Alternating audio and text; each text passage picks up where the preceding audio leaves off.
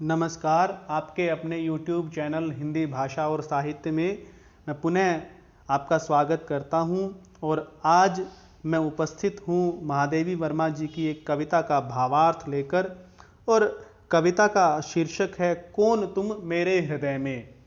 तो भावार्थ करने से पहले इस कविता के बारे में कुछ बताना मैं आवश्यक समझता हूँ। महादेवी जी एक रहस्यवादी कवयित्री हैं। वैसे तो छायावाद के सभी कवि रहस्यवादी कहे जाते हैं, लेकिन वह रहस्यवाद महादेवी जी में कुछ अधिक ही प्राप्त होता है। रहस्यवाद उस भावना को कहते हैं जब कोई कवि अद्वैतवाद को कविता के क्षेत्र में लेकर आता है और उसके मन में इस अव्यक्त परमात्मा को लेकर कुछ प्रश्न होते हैं। उसे आभास होता है कि कोई परम शक्ति अवश्य है, लेकिन उसे यह नहीं पता होता कि वह शक्ति कौन है और उसके बारे में ठीक ठीक उसे पता नहीं होता है। और यह जो रहस्यवाद है यह प्राचीन काल से दर्शन का और काव्य का विषय रहा है। तो उस परमात्मा के बारे में, आत्मा के बारे में, आत्मा और परमात्मा के संबंधों के बारे में, प्रकृति, आत्मा और परमात्मा तीनों के संबंध के बारे में जो भी व्यक्ति के मन में प्रश्न होते हैं वह व्यक्ति वे प्रश्न करता है और उन प्रश्नों के द्वारा ही उन रहस्यों से धीरे धीरे पर्दा उठता है और वह उस परमात्मा से एकाकार हो जाता है। तो महादेवी वर्मा जी ने इस कविता में भी उसी रहस्यवाद का चित्रण किया है। वे यह तो अनुभव करती हैं अपने हृदय में कि उनके हृदय में कोई अव्यक्त शक्ति के दर्शन उन्हें हुए हैं। इस प्रकृति में भी वह एक अव्यक्त शक्ति के दर्शन करती हैं, लेकिन उन्हें ठीक ठीक यह नहीं पता कि वह कौन है। उन्हें यह भी पता है कि किस अव्यक्त शक्ति के आकर्षण से वह खींची चली जा रही हैं, लेकिन उन्हें यह नहीं पता कि वह कौन है। तो इन्हीं भावों को गूंथते हुए शब्दों में महादेवी वर्मा जी ने यह कविता लिखी है। तो चलिए इस कविता का भावार्थ करते हैं। कौन तुम मेरे हृदय में, कि मेरे हृदय में जिस अव्यक्त शक्ति की मुझे अनुभूति हो रही है वह, हे अव्यक्त शक्ति, तुम कौन हो। कौन मेरी कसक में नित मधुरता भरता अलक्षित।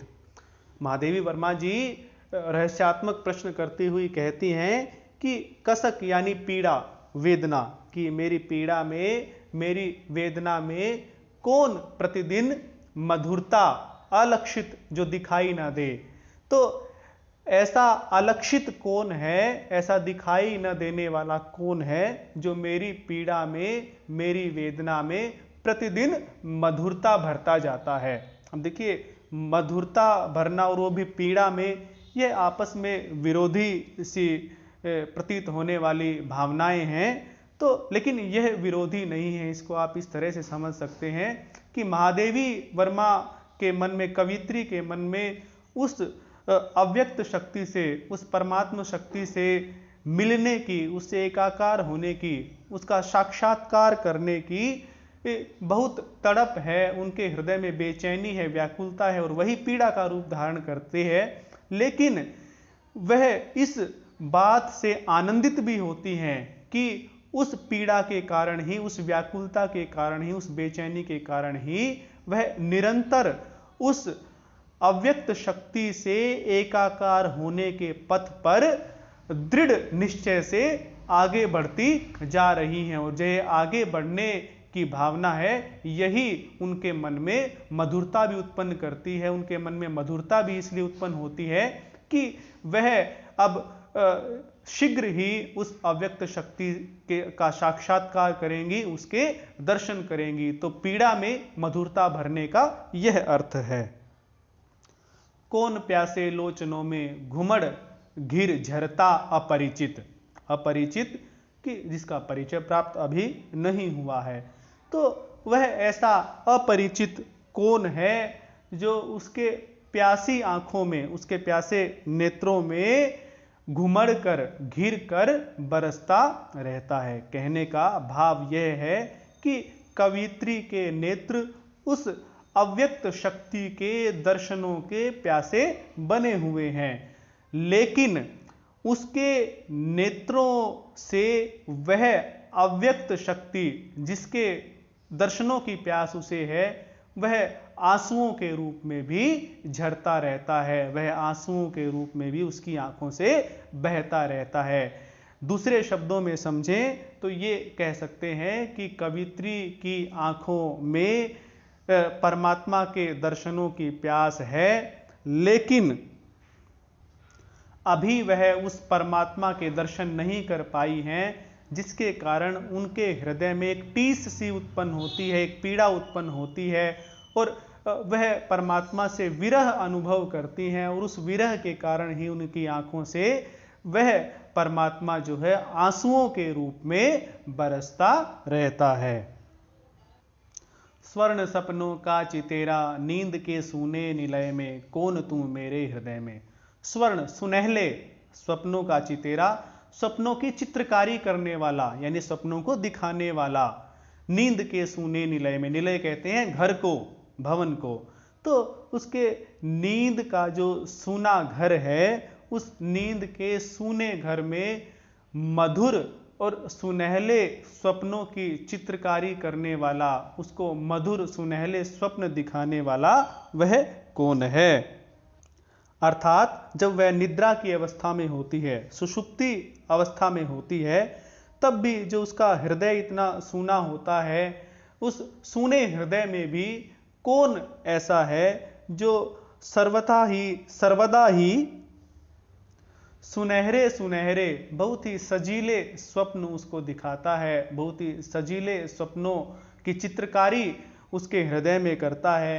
तो वह ऐसा कौन है। नींद में भी उसके हृदय में मधुरता भरता रहता है। दूसरे शब्दों में हम ऐसा भी कह सकते हैं, तो वह कौन है, कौन तुम मेरे हृदय में, अर्थात मेरे हृदय में अनुभूत जो मधुरता है, उसका एहसास जो मुझे हो रहा है, वह एहसास कराने वाले या मुझे जिस अव्यक्त शक्ति का अपने हृदय में अनुभव हो रहा है, वह अव्यक्त शक्ति तुम कौन हो।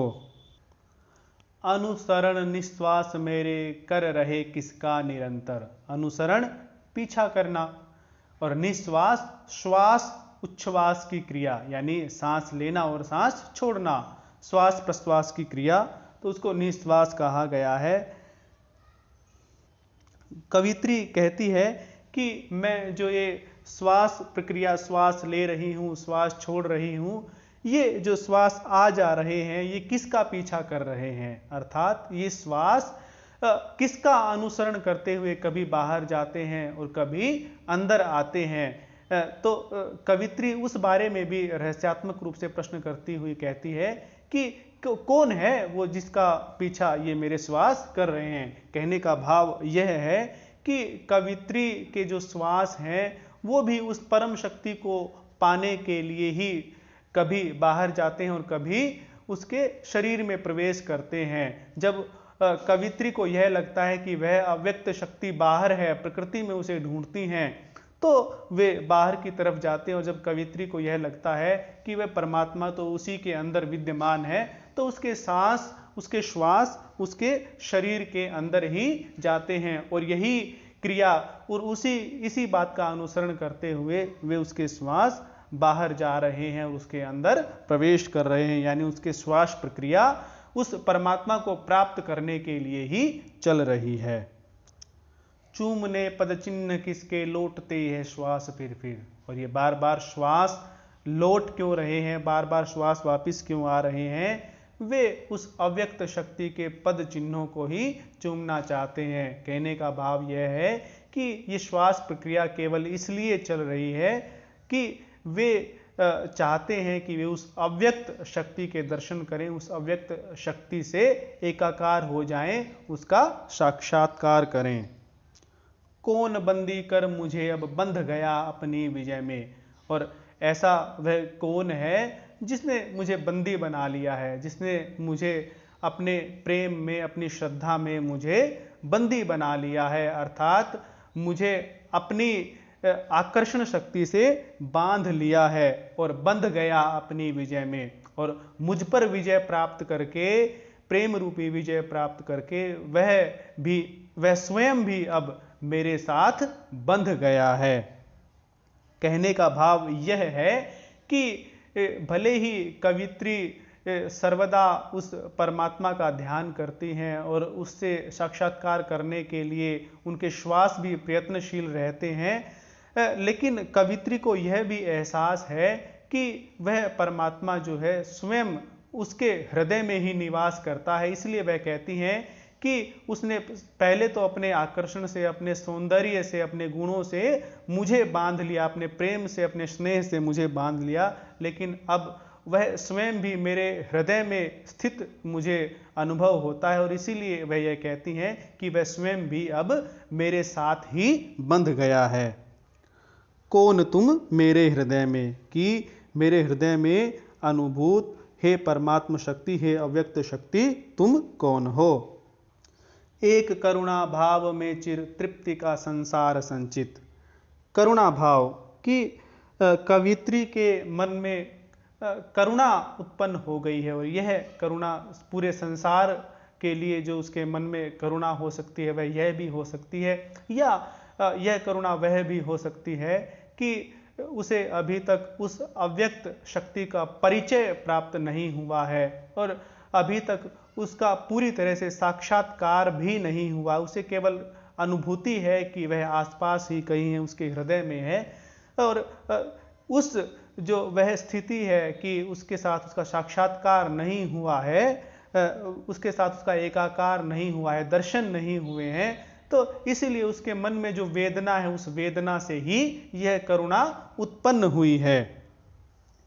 तृप्ति का संसार संचित, लेकिन उस एक करुणा भाव में उस जो परमात्मा है उस अव्यक्त शक्ति से विरह के कारण, उससे विरह के कारण जो उसे पीड़ा उत्पन्न हुई, उसके कारण जो करुणा उत्पन्न हुई है, उस करुणा में ही उसे पूरे संसार की संतुष्टि मिल गई है कि पूरे संसार में जितनी भी संतुष्टि विद्यमान है, जितनी भी तृप्ति विद्यमान है, उस करुणा भाव में ही, उस अव्यक्त शक्ति से मिलने की इतनी उत्कंठा में ही, उस अव्यक्त शक्ति के ना मिलने पर और जो अभी उसमें इच्छा है उससे मिलने की, उस करुणा भाव में ही उसे पूरे संसार की संतुष्टि, उसे पूरे संसार की तृप्ति प्राप्त हो रही है।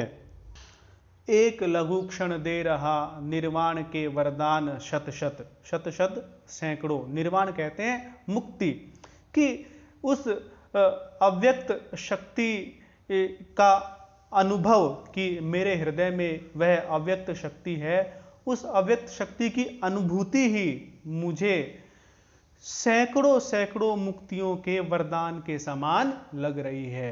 देखिए, जो भारतीय संस्कृति है या जो भारतीय धर्म ग्रंथ हैं उनमें यह माना जाता है कि मोक्ष व्यक्ति के लिए सबसे बड़ी उपलब्धि है। तो जो कवित्री को अपने हृदय में एक अव्यक्त शक्ति का अनुभव हो रहा है, उस अनुभूति का एक एक क्षण उसे उस इतनी बड़ी माने जाने वाली 100 मोक्ष के वरदान से भी अधिक बढ़कर अनुभव हो रहा है, उसे लग रहा है। अर्थात कवित्री के लिए उस अव्यक्त शक्ति की अपने हृदय में अनुभूति का एक एक क्षण मोक्ष के सैकड़ों सैकड़ों वरदानों के समान है। पा लिया मैंने किसे इस वेदना के मधुर क्रय में, कि वेदना उस कवित्री के मन में उस अव्यक्त शक्ति को पाने के लिए जो पीड़ा है उसे ही वेदना नाम दिया गया है। और क्रय कहते हैं कि बदले में कुछ व्यापार जिसको कहते हैं खरीदना, तो उस वेदना के बदले में कवित्री ने उस परम शक्ति को, उस अव्यक्त शक्ति को प्राप्त कर लिया है। जो कवित्री के हृदय में वेदना है, पीड़ा है, उस पीड़ा के बदले में मानो कवित्री ने उस परम शक्ति को ही खरीद लिया है। कौन तुम मेरे हृदय में, अर्थात मुझे हृदय में अनुभूति होने वाली हे अव्यक्त शक्ति तुम कौन हो। गूंजता उर में न जाने दूर का संगीत सा क्या। कवित्री कहती हैं कि मेरे उर यानी मेरे हृदय में इस तरह की गूंज उत्पन्न हो गई है, इस तरह की मधुर ध्वनि उत्पन्न हो गई है कि मानो दूर से कोई संगीत, कोई मधुर ध्वनि से युक्त संगीत सुनाई दे रहा हो। जिस प्रकार से दूर बजते हुए किसी संगीत की ध्वनि उत्पन्न होती है, उसकी गूंज हमें सुनाई देती है, उसी प्रकार से किसी अव्यक्त शक्ति की गूंज आज कवित्री को अपने हृदय में सुनाई दे रही है। आज खो निज को मुझे खोया मिला विपरीत सा क्या। आज खो देना मतलब अपने आप को मिटा देना। कि कवित्री कहती है कि आज मैंने स्वयं को मिटा दिया है। स्वयं को मिटाने की बात आप ये कह सकते हैं कि अपने अहंकार को मिटा देना, स्वयं के अस्तित्व को उस परमात्मा के अस्तित्व में मिला देना। तो कवित्री की स्थिति भी ऐसी ही है, वह मानती हैं कि उन्होंने आज स्वयं को खो दिया। जैसे कबीर कहते हैं, जब मैं था तब हरि नहीं, अब हरि है मैं नाही, सब घटी अंतर मिट गया, जब दीपक देखा माही। तो यहाँ पर कवित्री भी कहती हैं कि आज मैंने जब स्वयं को मिटा दिया है, स्वयं को न्योछावर कर दिया है, स्वयं के अस्तित्व को मिटा दिया है, अपने अहंकार को मिटा दिया है, तब मुझे खोया मिला। कि जो चीज़ ऐसा लगता था मुझे कि मैं जिसके विरह में पीड़ित थी, जिस अव्यक्त शक्ति को निरंतर ढूंढती थी और जिससे दूर होने के कारण, जिससे बिछड़ जाने के कारण मैं विरह अवस्था में थी, पीड़ित रहती थी, मैं वेदना में रहती थी, मुझे लगा कि वह खोया हुआ मुझे आज वापस मिल गया। विपरीत सा क्या। कवित्री कहती है कि भले ही आज मैंने स्वयं को मिटा दिया है, स्वयं को खो दिया है, लेकिन मुझे यह लगता है कि उस खोने के उलट में, उस खोने की विपरीत दशा में ही मुझे आज अपना जो पहले का खोया हुआ था वह कुछ प्राप्त हो गया है। क्या नहा आई विरह निशि मिलन मधु दिन के उदय में। विरह निशि, विरह रूपी रात्रि, मिलन मधु दिन, मिलन रूपी मधुरता के दिन, और उदय मतलब उसका उदय होना। तो कवित्री यहाँ पर कहती है कि क्या जो मेरी विरह रूपी रात्रि थी, वो जो मिलन का मधुर दिन आया है, मिलन का जो मधुर दिन का उदय हुआ है, उस मधुर दिन के उदय होने के प्रकाश में नहाकर यह परिवर्तित रूप में मेरे सामने आई है। कहने का भाव यह है कि कवित्री अभी तक उस अव्यक्त शक्ति से विरह का अनुभव कर रही थी, उससे अलग अनुभव कर रही थी, और वह उसे विरह की रात्रि के समान ही प्रतीत हो रही थी। लेकिन जब उसने परमात्मा से एकाकार अनुभव किया है, अब जब उसने परमात्मा का अपने हृदय में अनुभव किया है, तब उसे वह ऐसा लग रहा है कि जैसे मधुर मिलन के दिन का उदय हुआ है, और वह विरह रूपी रात्रि उस मधुर मिलन के दिन के जो उदय है उसके प्रकाश में नहाकर अब उस परिवर्तित रूप में उसके सामने उपस्थित हो गई है। कौन तुम मेरे हृदय में उपस्थित अव्यक्त शक्ति तुम कौन हो। तिमिर पारावार में आलोक प्रतिमा है अकंपित। तिमिर कहते हैं अंधकार को और पारावार कहते हैं समुद्र को। तो अंधकार रूपी समुद्र में आलोक प्रतिमा, प्रकाश की प्रतिमा है अकंपित, जो कंपन से रहित है, यानी जो हलचल से रहित है, बिल्कुल स्थिर है। तो मुझे अब जो चारों तरफ पहले अंधकार दिखाई दे रहा था और समुद्र के समान इतना घना अंधकार था कि जिसका कहीं कोई छोर दिखाई ना दे। जब व्यक्ति समुद्र के बीच में जाता है और चारों तरफ देखता है तो चारों तरफ समुद्र ही समुद्र दिखाई देता है, उसका कहीं और छोर दिखाई नहीं देता है। ऐसे ही कवित्री को चारों तरफ अंधकार ही अंधकार दिखाई दे रहा था। तो उस समुद्र रूपी अंधकार में अब जो उसने अपने हृदय में परमात्मा का अनुभव किया, उस अव्यक्त शक्ति का अनुभव किया है, तो वह परमात्मा का अनुभव उसे एक स्थिर प्रकाश की प्रतिमा की भांति दिखाई दे रहा है। अर्थात उसको दिशा निर्देश प्रदान करने वाला, जिस प्रकार से यदि कोई अंधकार में जाए और उसे कोई प्रकाश की प्रतिमा दिखाई दे जाए तो वह उसे दिशा निर्देश देती है, उसे ढांढस बंधाती है, उसे सांत्वना देती है। तो इसी प्रकार से उस अंधकार के समुद्र में वह जो हृदय में अनुभूत अव्यक्त शक्ति है वह उसे एक प्रकाश की प्रतिमा के समान दिखाई दे रही है। आज ज्वाला से बरसता क्यों मधुर घनसार सुरभित। घनसार कहते हैं कपूर को, सुरभित सुगंधित, कि जो ज्वाला थी उसके विरह की जो ज्वाला, यहाँ पर इस प्रकार से विरोधाभास अलंकार है कि ज्वाला यानी अग्नि से कभी कपूर, क्योंकि कपूर तो ठंडा होता है, ठंडक प्रदान करने वाला होता है, शीतलता प्रदान करने वाला होता है, और सुरभित जिसमें सुगंध भी हो। तो आग से तो कभी भी ऐसा कोई कपूर या सुगंधित किसी पदार्थ की शीतलता प्रदान करने वाले किसी पदार्थ की बारिश नहीं होती। लेकिन यहाँ पर हम इसको प्रतीक रूप में लेते हैं तो क्या अर्थ हम लगा सकते हैं कि आज जो उसके विरह की ज्वाला थी, उस विरह की ज्वाला से आज मधुर और सुगंधित कपूर की भांति जल की वर्षा हो रही है। कहने का भाव यह है कि कवित्री पहले उस अव्यक्त शक्ति से बिछड़ने के कारण, उसका साक्षात्कार ना कर पाने के कारण, उसका अनुभव ना कर पाने के कारण विरह की ज्वाला में जल रही थी। लेकिन जब आज उसे हृदय में उस अव्यक्त शक्ति का अनुभव हुआ है, उसे वह एक रोशनी की प्रतिमा के रूप में दिखाई दे रहा है, तब उससे इतनी मधुरता उत्पन्न हो रही है, उसकी उस पीड़ा से ही इतनी मधुरता उत्पन्न हो रही है कि वह कपूर के समान सुगंधित जल वर्षा के समान उसे प्रतीत हो रही है।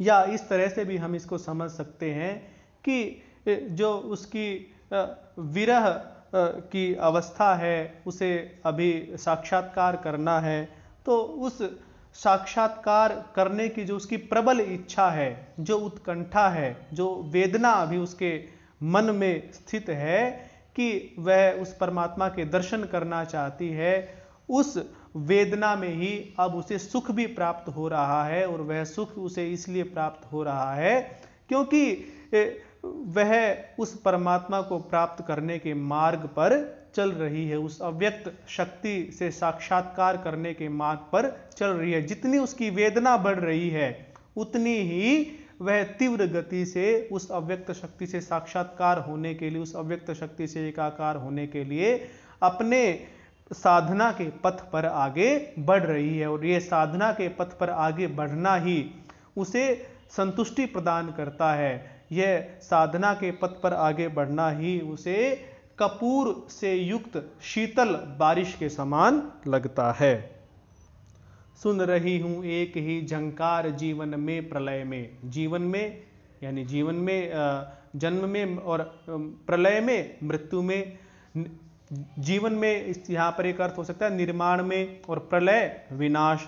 तो मैं निर्माण में और विनाश में अब केवल एक ही झंकार सुन रही हूं, और वह झंकार जो मेरे हृदय में, जो दूर से आता हुआ संगीत पहले बात की थी वो बज रहा है, उसी अव्यक्त शक्ति की झंकार, चाहे वह निर्माण हो, चाहे वह विनाश हो, चाहे जन्म हो या प्रलय हो, जीवन हो या प्रलय हो, सब में अब उसे केवल उस अव्यक्त शक्ति की झंकार ही सुनाई दे रही है। जैसे हमने उनकी पहले कविता पढ़ी थी कि वे सुख को अलग मानती थी, दुख को अलग मानती थी, प्रकृति के सौंदर्य और जो मानवता का कष्ट है उन सब में वो अलग अलग भावनाओं का अनुभव करती थी। लेकिन अब कवित्री की स्थिति क्या है कि चाहे सुख हो या दुख हो, जीवन हो या प्रलय हो, वह उसमें उस अव्यक्त शक्ति की झंकार, उस अव्यक्त शक्ति की सत्ता का ही अनुभव करती हैं। कौन तुम मेरे हृदय में, मेरे हृदय में तुम कौन हो। मूक सुख दुख कर रहे मेरा नया श्रृंगार सा क्या, कि जो सुख और दुख हैं वे अब दोनों ही मेरे श्रृंगार का साधन हो गए हैं।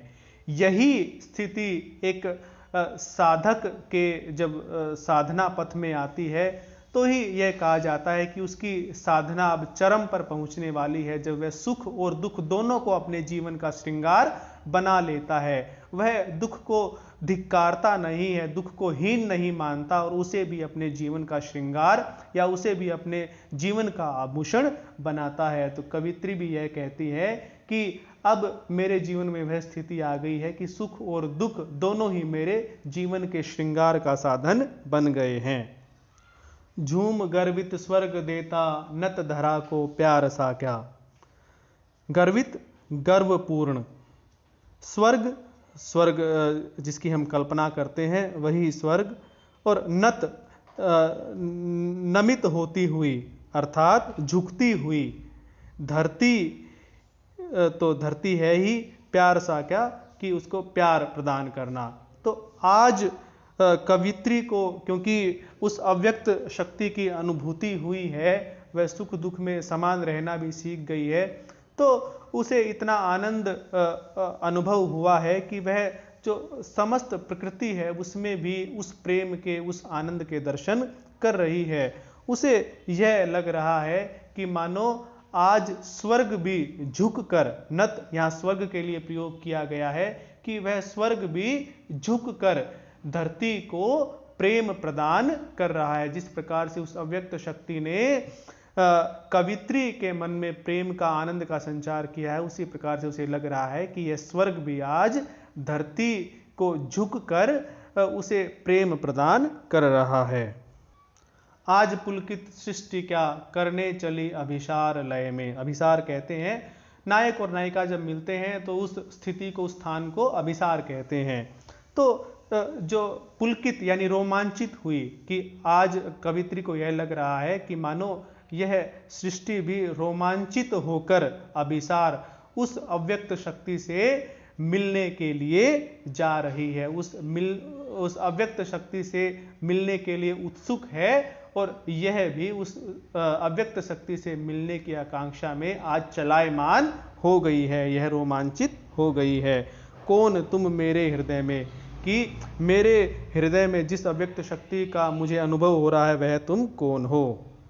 तो इस प्रकार से हमने महादेवी वर्मा जी की इस रहस्यवादी कविता को पढ़ा, जिसमें उनके मन में रहस्य तो है लेकिन उन्हें कुछ आभास भी हो गया है, उस परम शक्ति का अनुभव उन्हें हो रहा है, बस उसके बारे में अभी थोड़ा सा और परिचय बाकी है। तो मुझे आशा है कि आप सभी को यह कविता समझ आई होगी।